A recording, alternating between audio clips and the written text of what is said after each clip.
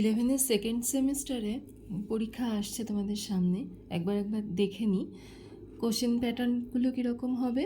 যে 2 নম্বরের কোশ্চেন 4টে করে থাকবে, 2টো চ্যাপ্টার আছে, মোট 8টা প্রশ্ন, 6টা কোশ্চেন থাকবে, তার মধ্যে অর থাকবে 2টো। আউট অফ 6 4টে কোশ্চেন আনসার করতে হবে প্রথম চ্যাপ্টার থেকে।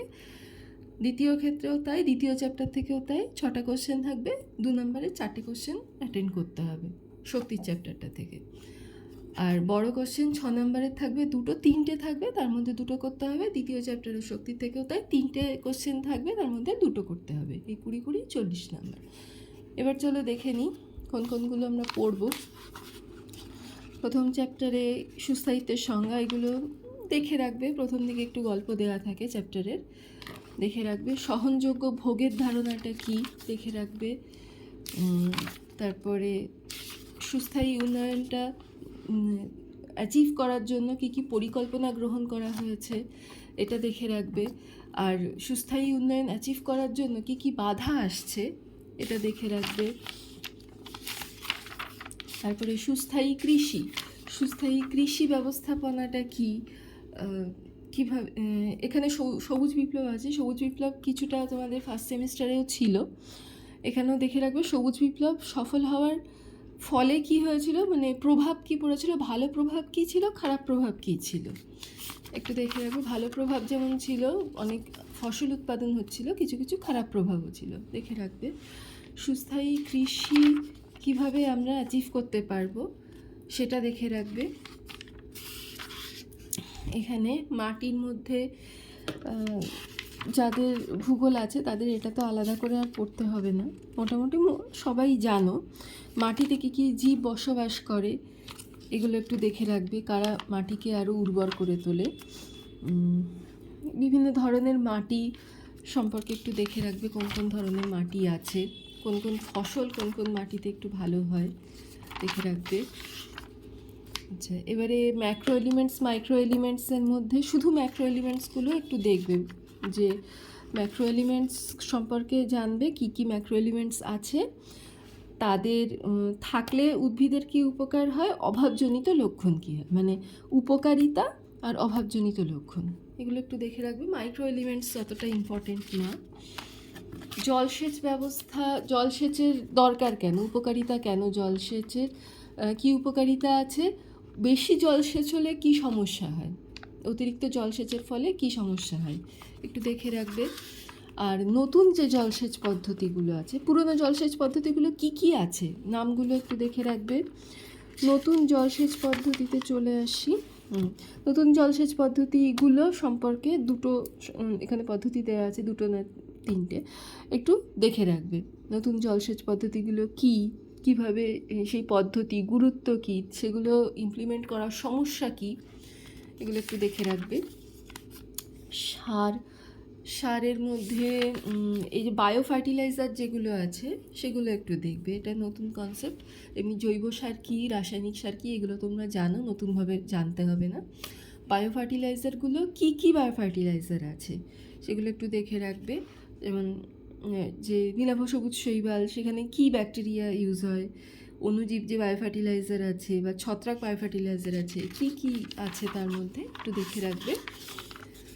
আচ্ছা, পেস্ট কী কী পেস্ট আছে, গাছের পেস্ট কী কী একটা দুটো দেখে রাখবে, সে তার থেকে গাছের কী কী রোগ হয় সেটা দেখে রাখবে। পেস্ট কন্ট্রোল কিভাবে করব এটা দেখে রাখবে। আর আইপিএম যেটা ইন্টিগ্রেটেড পেস্ট কন্ট্রোল, সেটা একটা নতুন কনসেপ্ট, ওটা দেখে রাখবে, যে পোকামাকড় না মেরে কিভাবে আমরা গাছের উপকার করতে পারি। ইন্টিগ্রেটেড পেস্ট ম্যানেজমেন্ট এটা কি, এটার সুবিধা কি, এটার অসুবিধাও কি, মানে কি কি সমস্যা ফেস করতে হয় এটা ইমপ্লিমেন্ট করতে গিয়ে, এগুলো দেখে রাখবে। কি কি প্রাণী ইউজ করি আমরা পেস্ট কন্ট্রোলের ক্ষেত্রে একটু দেখে রাখবে। বা অনেক গাছ আছে তারা সজীব আগাছা নাশক, কী কী গাছ সেগুলো দেখে রাখবে।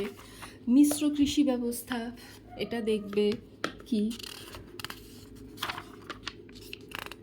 আর ওই এখান থেকে সুস্থায়ী কৃষির থেকে সুস্থায়ী উন্নয়ন কি, সুস্থায়ী কৃষি কি, সেটাকে কিভাবে অ্যাচিভ করা যায়, এগুলো ওভারঅল একটু দেখে রাখবে।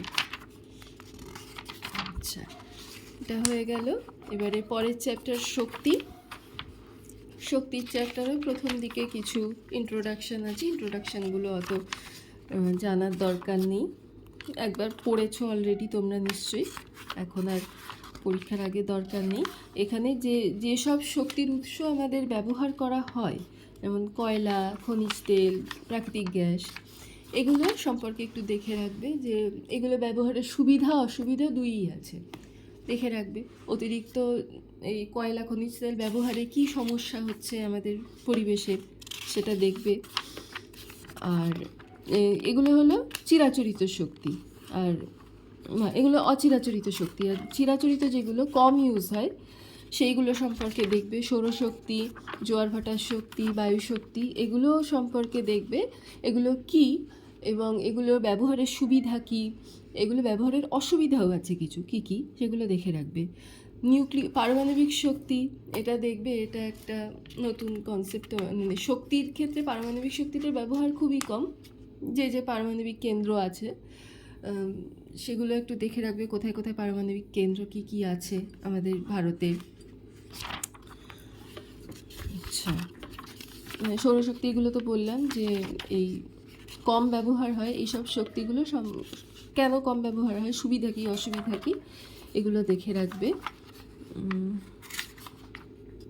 তারপরে জৈব গ্যাস শক্তি, এটা দেখবে। শক্তির সংরক্ষণ কিভাবে সম্ভব, শক্তির ব্যবস্থাপনা কিভাবে সম্ভব, শক্তি ব্যবস্থাপনায় কী কী পরিকল্পনা নেওয়া হয়েছে, এগুলো দেখবে। তারপরে এই যে এখানে বর্জ্য পদার্থের আবর্তনজনিত শক্তি, বর্জ্য পদার্থের মানে রিসাইকেল করে যে শক্তি আমরা পাই, 3R আছে, reduce, reuse, recycle. Reduce reuse আমরা জানি, রিসাইকেল করে কিভাবে শক্তি আমরা পাই সেটা দেখে রাখবে। আর প্রাকৃতিক সম্পদ সংরক্ষণের প্রয়োজনীয়তা এটা কি, এগুলো এই ওভারঅল। এছাড়া এগুলো থেকে 6 নম্বরের প্রশ্ন, আর 2 নম্বরের প্রশ্নের জন্য এই বইয়ের পেছনে যে প্রশ্নগুলো আছে এটাই মোটামুটি কভার আপ আছে, পুরো এটাই পুরো অধ্যায় কভার করা আছে, এগুলো একটু দেখে রাখবে। ব্যাস এইটুকুই।